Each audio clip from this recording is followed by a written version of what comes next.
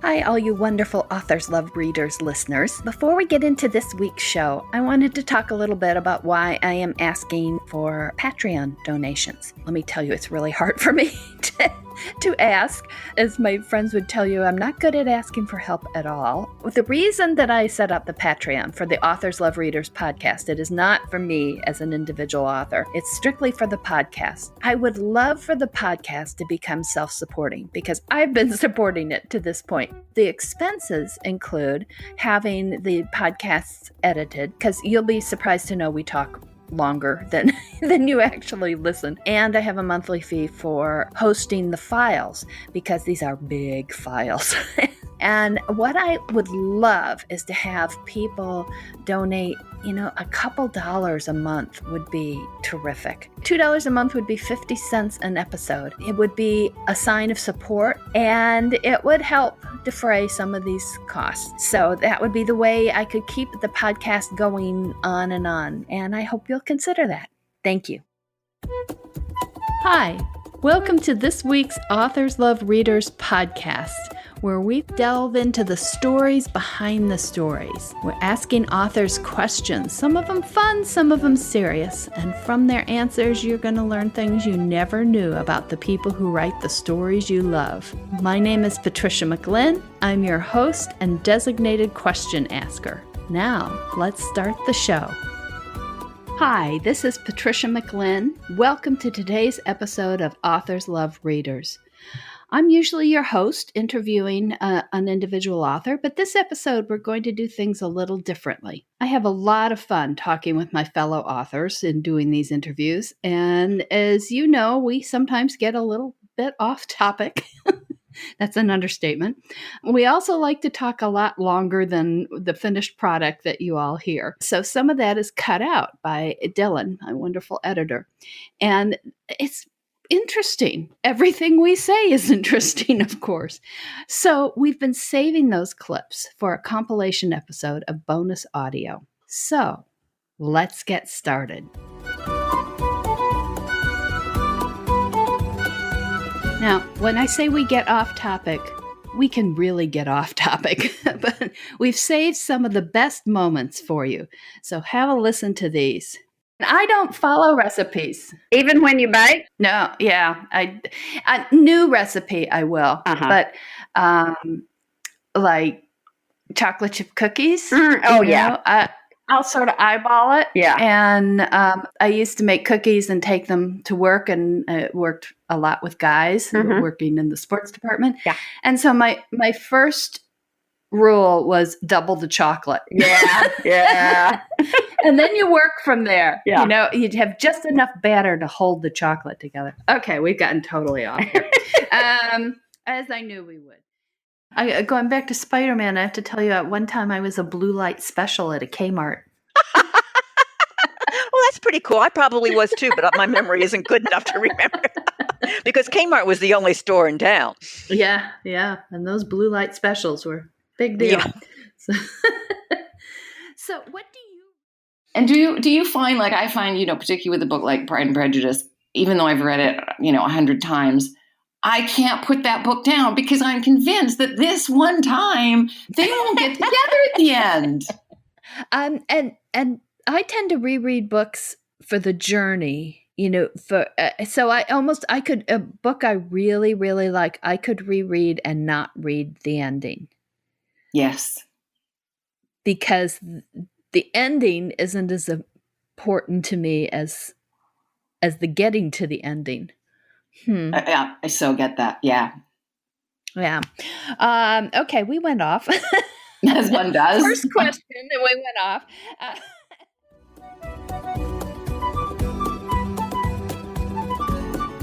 As you've probably figured out, I record Authors Love Readers podcast from my home.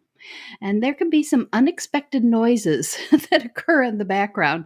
The most prominent one is probably Callie, my dog, but that's not the only one.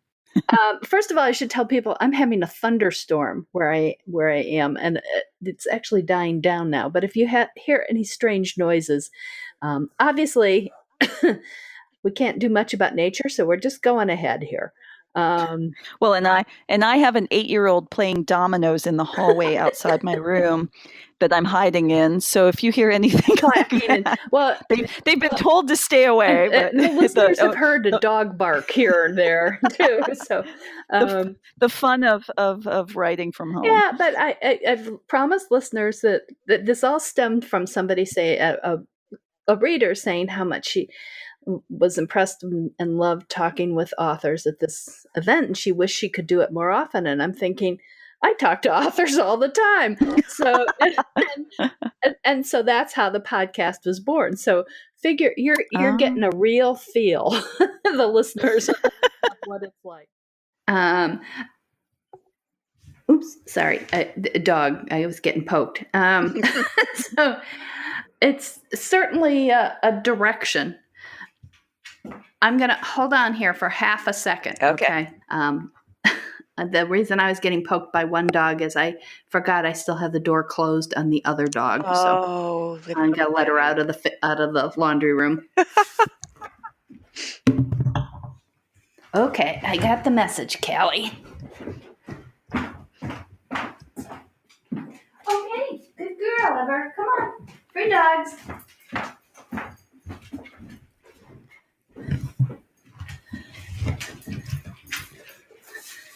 Okay, that was my collie telling me, not that Timmy was down in the well, but that Ever was stuck in the laundry room. That's good enough. Hold on. Got to wait for the stupid phone. Call from unavailable. Okay, I'm starting this again about the reoccurring. I'm being quiet here, and Dylan, hold on for a second because they're mowing. I don't know if you can hear that, Kate. You can hear a little bit, yeah. Yeah. I have very little grass in back, so they should be leaving back to the front shortly. But yeah, they're trimming and mowing and doing all that stuff.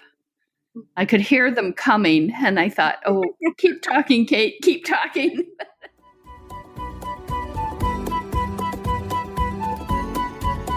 And doing this podcast, we all have to keep aware that we are writers as opposed to talkers. Now, we do talk a lot, and especially when writers get together, because we spend so much time alone and so much time in our own heads, it can really be a talk fest.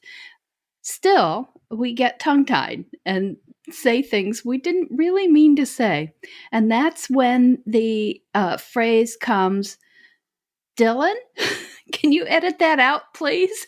So we rely on Dylan to save us from ourselves, and hope to see you next week. I don't start that sentence again, Dylan. Although I don't usually ask people the following question, but I'm going to ask you this. And what do you want me to refer to you as? Jelly. Oh my God. Don't tell my husband that, because that's all I'm going to be called now. Sorry. That's great. Jelly Kent Rain. That's my 5th pen name now. Okay, I can see another one coming here. I get a percentage. It surely wasn't as glamorous. Start again. Never mind. Dylan, let me delete that and try that one again. I'm going to start that one again. And actually, I'm going to take a little drink of water.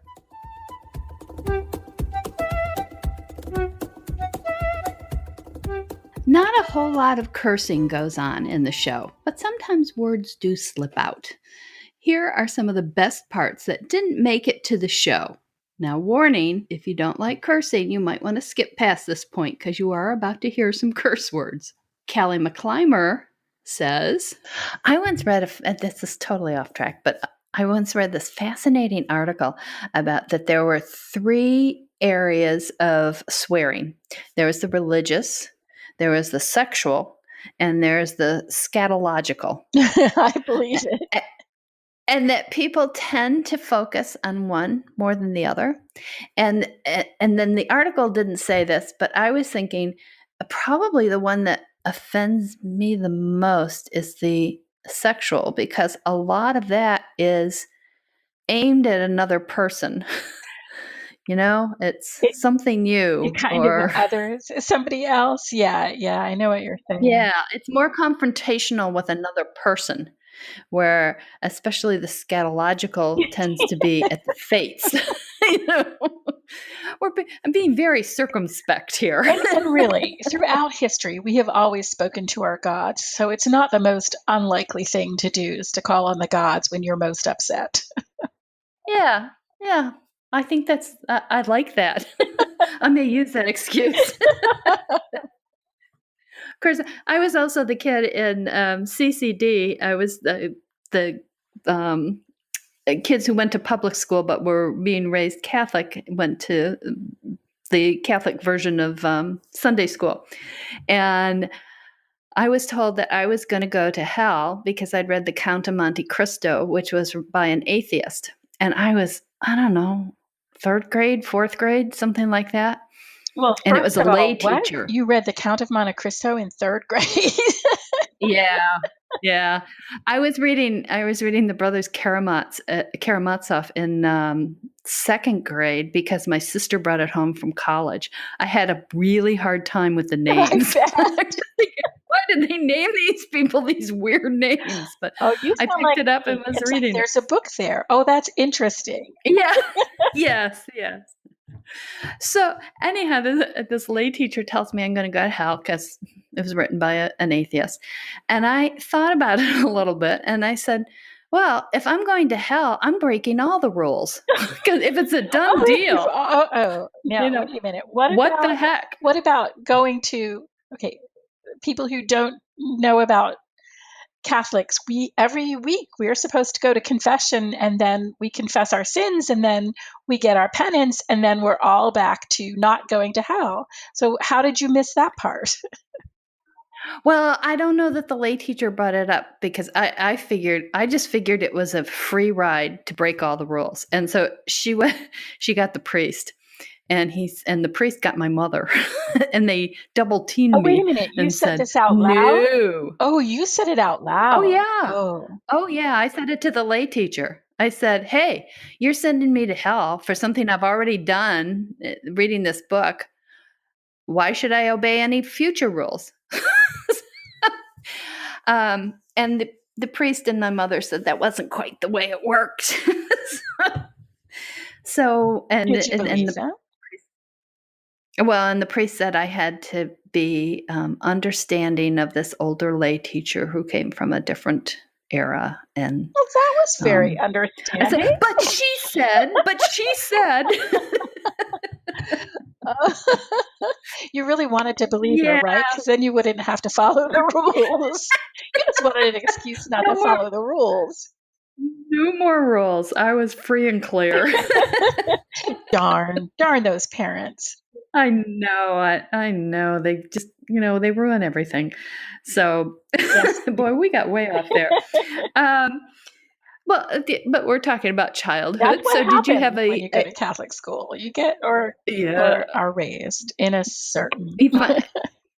Yes, but I think it gives you a lot of fodder for stories. Definitely. And I love the historic aspects of the continuity. I think that's the same thing with Judaism. Like I think the menorah is. I want a menorah tradition. Yes, possibly in the way it was said in Fiddler on the Roof. Tradition.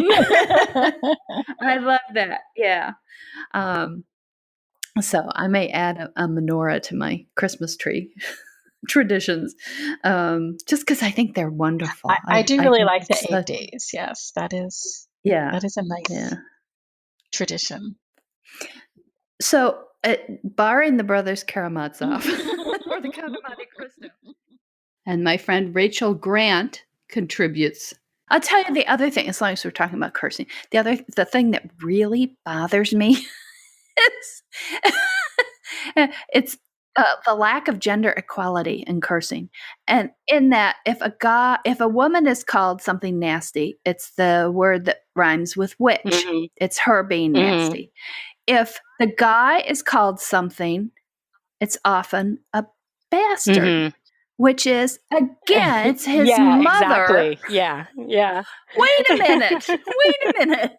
We can't win for losing, So I very consciously try not to ever, no matter what, in any context, call people, men in particular, bastards, Yeah. because it is not reflective of their actions. Mm-hmm.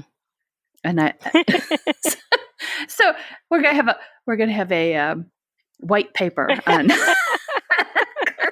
Exactly.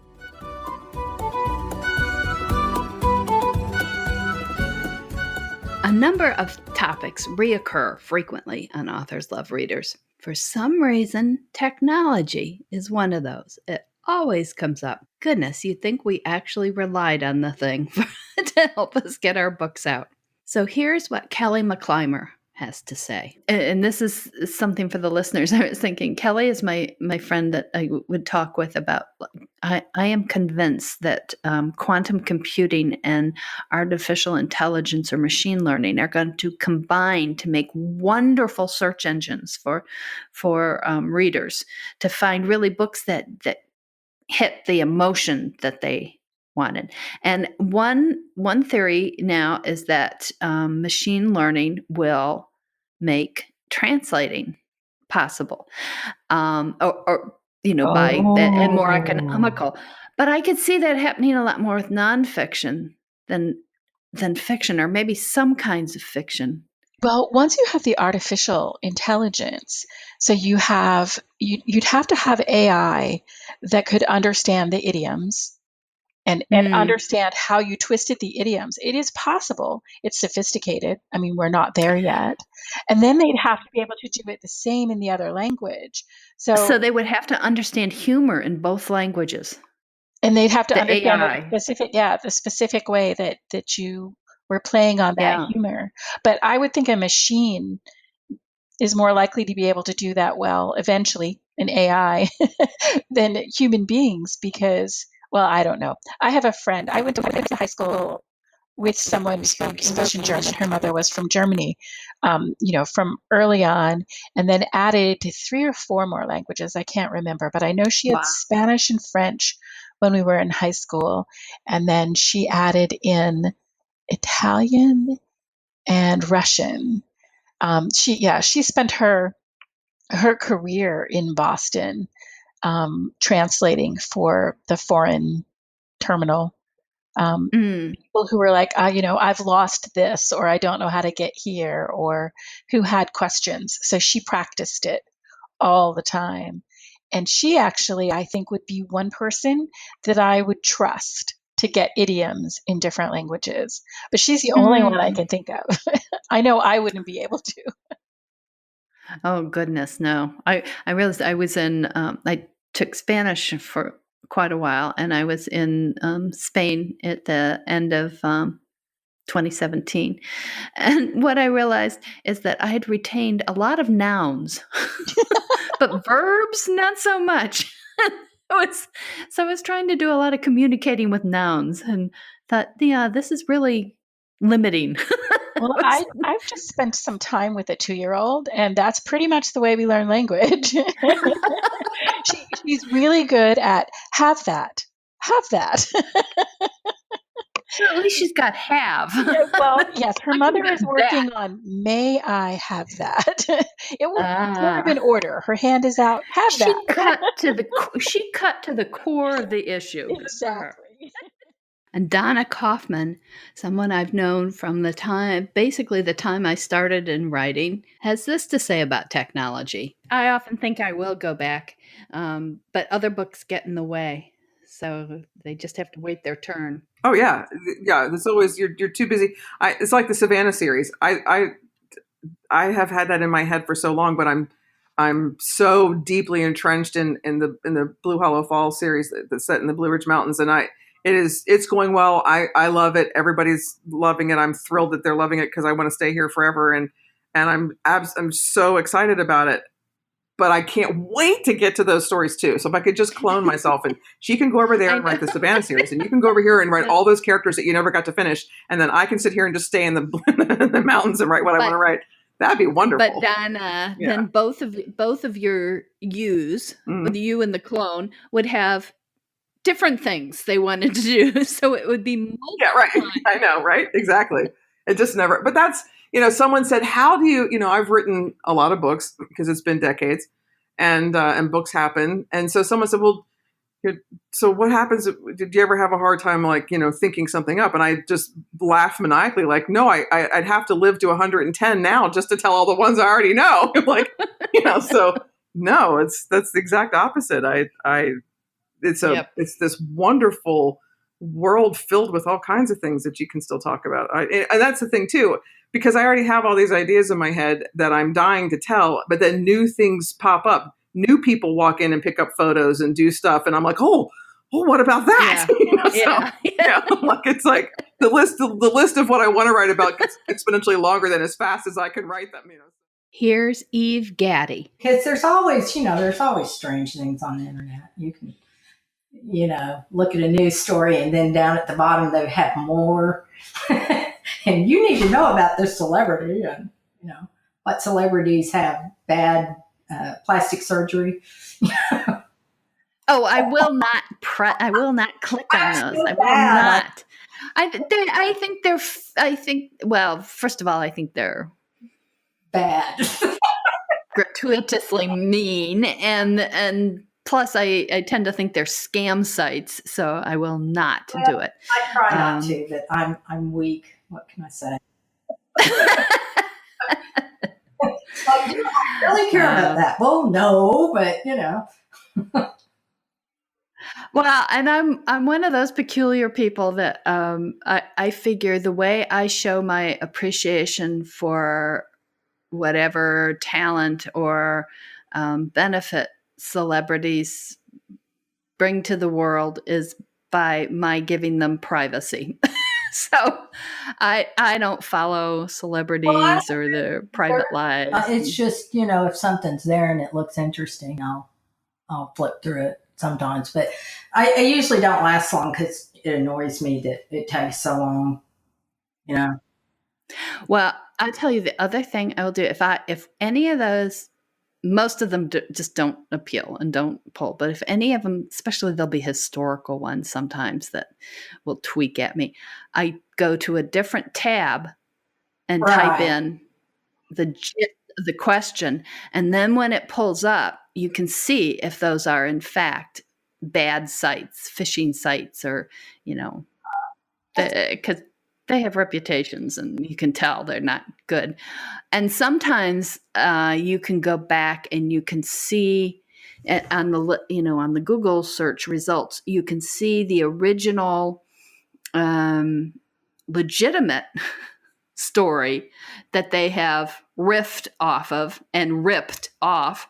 And then you can find the real information without contributing to these less than stellar websites. Okay, end of my public service announcement for the day. I'll let you talk about. Have you noticed this is a very writerly thing? Have you noticed on some of the, I think it's more an email, but if you start to type something wrong and it underlines it to show you it's wrong, and you go back and you correct it, it still underlines it. This drives me nuts because it's wrong in its opinion, but it may be wrong. It is, because I will correct it to the correct thing, and it's still telling me it's wrong. And I sit there and look at it, and I know I'm right. I know I'm right, and yet it's telling me I'm wrong. So then I will go and check it, and I'll be right. So I want that darn program fixed so that when you correct it, it stops telling you you're wrong incorrectly.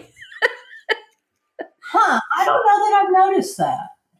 I mean, I noticed that, it tells me things are wrong that I'm writing that I know is the way I want it to be. Because, it's an email, and it keeps correcting it, and it's like, leave it alone.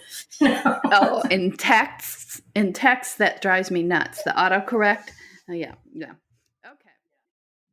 And I think about that, and I know I could not write on a typewriter because I cut and paste so much. I move things around all the time. I was very fortunate that computers existed at the time when I was coming in and wanting to write, because it would not have worked. There would not be a single book, just wouldn't work. So I have great admiration for those who have written books on typewriters, or earlier, before there were typewriters. Holy mackerel. Speaking of technology, authors have a unique relationship with audiobooks. Here are some of the best moments. Lori Ryan, you talked about your going to sleep routine. Do you tend to have routine? Is that to make you, to trigger that now this is going to sleep time? Yeah. And I'm asking this because I want to lead up to then, do you do the same thing with writing? I don't with writing. So I had trouble for a long time sleeping, and I've actually really recently kind of seemed to crack the code for the most part on my sleeping. So and I know tons of my readers have issues with sleeping. So I'll tell you, I have my lotion, although that just, I think, is just more sort of a soothing thing for me. Although lavender is calming, but I actually started taking magnesium supplements, which I think has been one of the biggest things in helping me sleep lately. And then I use a little app called Calm on my iPhone, and it reads you stories. It like reads you bedtime stories, and the narration and the stories themselves are designed to, like, they have repetitive phrases in them, and they read them in these really soothing tones. And some of the narrators, actually, you kind of have to play with the different stories they have in there, because some of the narrators are very soothing to me and other ones are grating on my nerves, and I'll play one with that person and be like, oh, I got to turn this off. They're great. Interesting. Most of the time I'll be asleep before the story is over. It's pretty rare that I have to actually play two of them to go to sleep. So that's been a big help. And then the magnesium has been a huge help in helping me to stay asleep at night, because that used to be another issue, was that I would wake up at 3 or 4 in the morning and not be able to go back to sleep. So that's been a huge deal for me. But oddly enough, so once I'm up, I'm kind of a person who's just, I'm not all that organized. I have ADHD, and I just kind of jump from one thing to the next. So I don't really have rituals or routines for writing. It's mostly I just, and I also, I have 3 young kids. And so it's kind of like, as soon as I get the kids dropped off at school, then I come home and I'm just sitting down and writing then. So it's really just a mad dash to be able to sit down and get to my computer and write. And that's, I guess you could describe my routine more as a mad dash. Tawdra Kandle, what's your relationship with audiobooks now? I don't have a lot of quiet time in my life to listen to audiobooks. When I am alone in the car, which is rare, I do tend to listen to music more than books, but I love them. I listen to a lot of the Harry Potter books on audio, because we would buy the audiobooks when they came out, and we would buy the book, and then we would all of my family, I had 4 children, so we would, the 6 of us kind of trade off on who had the book, who had the audiobook. And we'd get through it that way. And if we all happen to be driving, we'd listen to it too. But aside from that, I enjoy them. If I have the time, there's just not a whole lot of quiet in my life. I wondered if having that those years of hearing your dad's voice, if it was hard to listen to anybody else's. Not necessarily. I do love Jim Dale, who reads the Harry Potter. I will say I have a preference for him, and I am very picky, very, very picky about voices and pronunciation. And I could not listen to audiobooks for a really long time, because they'd start talking and my mind would wander off, and I'd be doing a different story, and and usually driving. I would be, of course, focusing on the driving very carefully, but also my mind would wander off, and then you come back to the story, and where the heck were they now? And I'd missed stuff. And what finally got me into them was I was listening to some Carl Hyacin, that Ed Asner was the narrator, the actor Ed Asner, and he was phenomenal. He was just amazing. And it finally, flipped a switch or something in my head that I could start listening to audiobooks. And I love them for road trips. Make it go faster. And I tend to do less yelling at other drivers when I'm listening to audiobooks.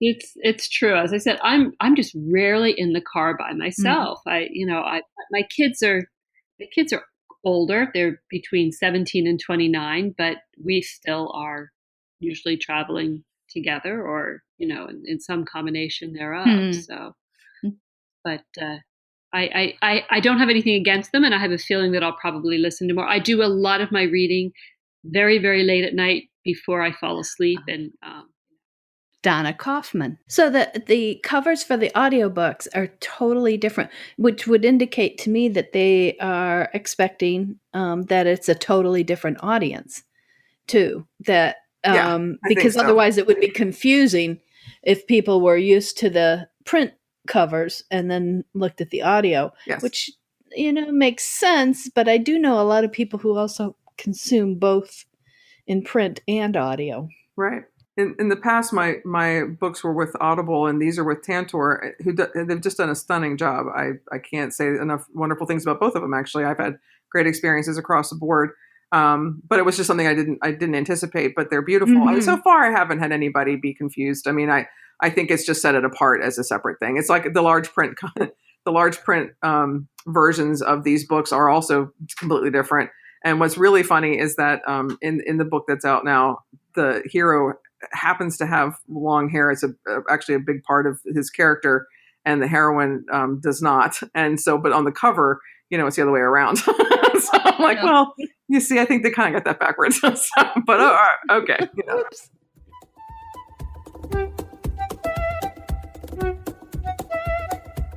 Authors weren't always authors, even if we wish we could have been.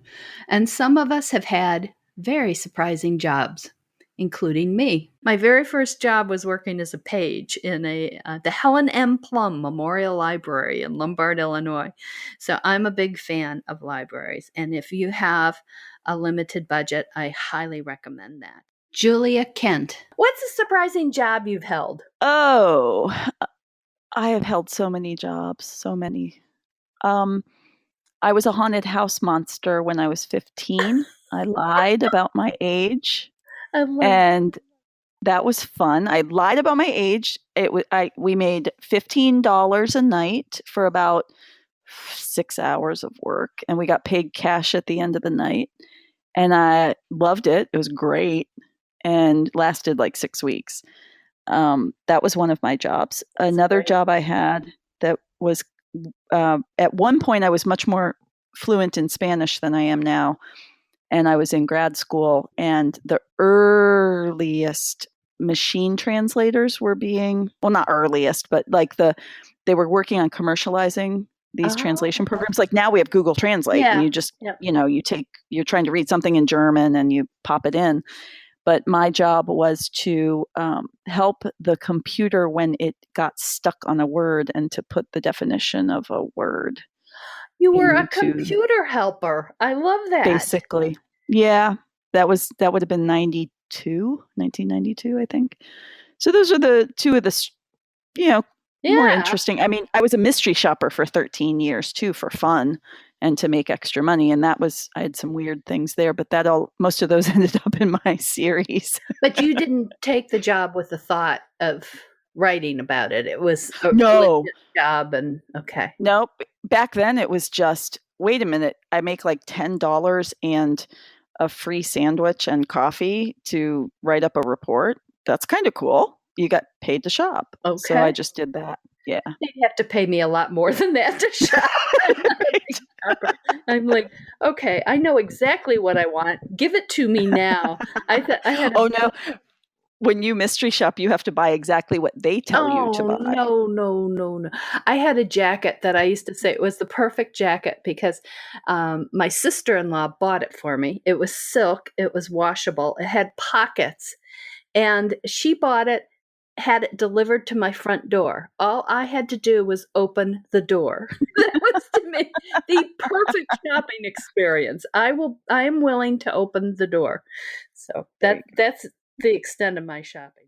Debra Salonen. Well, and I got to say, you were talking about flipping burgers and doing fast food. I did not flip burgers, but I did work at Taco Bell. It is the only job I have ever been fired from. Oh, wow. And he said I was a smart mouth college kid who thought I knew more than he did. Which was all true. Yeah. But I thought it was kind of funny that that's what he fired me for instead of the food fight we had with lettuce that we then used in tacos. Ew. And I didn't really care too much because that summer I had 3 jobs simultaneously. Hope the other two were more interesting. One was I was the cashier at the theater, movie theater. Yeah. So that was okay. He saw, friends came in and out. I once got a hug from somebody because I carded them for age. They were like 30. And so, oh, thank you. And then I was a receptionist at a country club. And that was a lot of fun. That was really interesting. More for the staff than the for like the members for their restaurant. Yeah. Go back and tell me how you ran your own candy store. Well, I mean, when you're 12 or 13, but the only job you can get is to babysit. And, you don't make a whole lot of money at babysitting. The kids in the neighborhood weren't the world's best behaved. So I went to the parks department where they had a stand down there that was empty. Nobody ever used it for anything. I thought, well, that's a good place to sell candy at. And I asked the parks department and they said, oh, sure, whatever, and I would get on a bus with my little cooler and go down to the candy distributor and fill it up with whatever I could get cheaply that I knew the kids would eat, take the bus back home and sit there in the park and sell my candy. Do you have any idea what sort of profit margin you had? Of course not. I had enough to buy a new dress at the end of the week. I was good, That's amazing. And where were you growing up? Lexington, Kentucky, most of it, yeah. Oh, yeah. That's cool. I didn't know that about you. Well, I'm just a little insane. That's, Yeah. Well, I knew you had been an accountant, but I didn't know about the candy store. So that's really interesting. Even when we did become full-time authors, it wasn't always as glamorous as it might appear to be. Truly not glamorous. Here is Barbara O'Neill and I talking about royalties. Well, I do. I mean, I always tell the story that my older son, who is like a really driven sort of academic, he's going to be a law professor. I think he's starting his first professorship this in August. So that's the kind of mindset that he has. He's a lawyer, but he used to say that he was going to be a stand-up comedian like in the evenings, but he was going to work in a cubicle in the daytime because he did not like those ups and downs of money. Like, I would be rich. Let's go to the mall. Let's get our school clothes. The royalties would come in. It's like, okay, kids, let's go buy some shoes. And it was just like that. But he did want that security. Like, the lack of security really was not that much fun. My younger son he's a lot more like me. He's a lot more laid back on that level. But, again, you make your choices. And I really did want this life so badly that I was willing to do whatever it took to have it. And for readers who aren't familiar with this, when we were working for publishers and we would license our book to them, sell in quotes, but sell the rights. And then you would get an advance against royalties that was usually divided into pieces. And so you got some of it when you signed the contract, and then you get it. it varied over time, but say some of it when you delivered the manuscript, and then some on publication. That was probably the most common. Right. Yeah. And then if you had a book that came out like in June, you got no money until the following May, because they did it in 6-month increments. Right. So it would be from July, basically, because the book wouldn't have earned very much in June. It probably wouldn't have earned enough that it paid back that advance. So then you wouldn't get anything in November. You'd have to wait until 6 months later to get those last 6 months of the previous years. So we were always, and you never knew how much you money. Never knew. It was terrible. It was awful. But sometimes it could be great. Like sometimes you would have a bunch of foreign sales and, Japan and Germany and all the really good ones, and they would all be in there, and you would just open up a check and go, what? Wow. And it would be a lot of money sometimes. And then I remember another time we were expecting the usual, we sort of knew how to predict. Yeah. And they changed the rules somehow. And it was a disaster. It wasn't just a disaster for me, but everyone who had been waiting it was for reserves. Reserves. Yeah. May. It was the disaster of May, Black May. No one got any money. Like I was expecting, I don't know, $7,000 or $8,000, and I got like $800, which there went my whole budget for the whole summer, right? For 6 months. Yeah, it was crazy. Yeah. That was a hideous way to make money. And reserves were that the publisher could protect themselves in case there were returns on the book, and they would ding us for returns. I remember one was like 5 years later. They said somebody had returned one copy of the book, right, and I owed them that money back. It's like, really? One of the greatest changes, one of the best changes in the publishing industry is that all publishers have had to be a lot more transparent. And of course, in indie publishing, you know exactly what's happening every single day. Yes. Every minute, you know what's happening. Yeah. But it also forced traditional publishers to be a lot more open about what's happening. And, I work with like Union, and of course you access the numbers there, just like you do if you're self-publishing or indie publishing. Yeah, that has been terrific. And so as an indie publisher, you usually get paid monthly. 30, but 1 month behind. So if you end, it's 2 to it's more 1. Like 60 days. I think there's some that are 1 and 1, yeah. some that are 2. So the month ends, and you don't get paid the end of the next month. It's the one after that.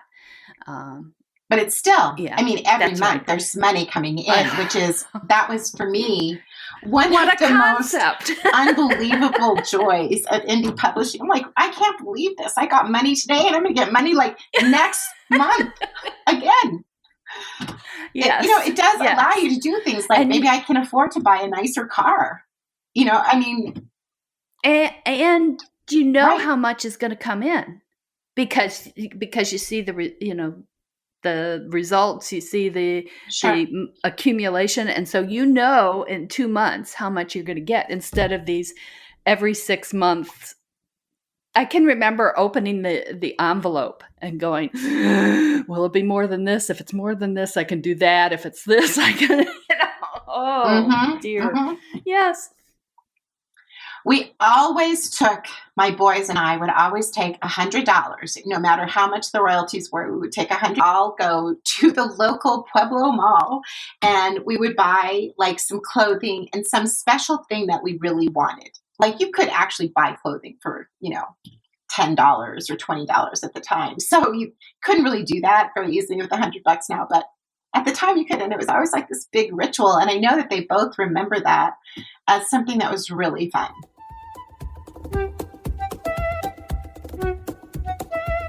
I hope you've enjoyed this special edition of Authors Love Readers. with a compilation of extra bits that I haven't been able to share with you before. Did not want these to go to waste. And we might have another compilation or two episode in the works coming up because we do talk longer than we're supposed to because we're having such a good time. And I think it's really fascinating material for all of you to listen to. So I appreciate Dylan doing all the work and editing this together, and hope you'll join us again next week for a regular version of Authors Love Readers podcast when we interview a new author and hear about the stories behind her or his stories and let you get to know them a little better. In the meantime, have a great week of reading.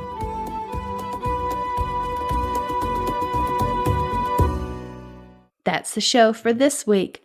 Hope you enjoyed it, and thank you for joining Authors Love Readers podcast. Remember, you can always find out more about our guest authors in the show notes, and you can find out more about me at www.patriciamclinn.com. You can also send in questions to be asked of future authors at podcast@authorslovereaders.com. Until next week, wishing you lots of happy reading. Bye.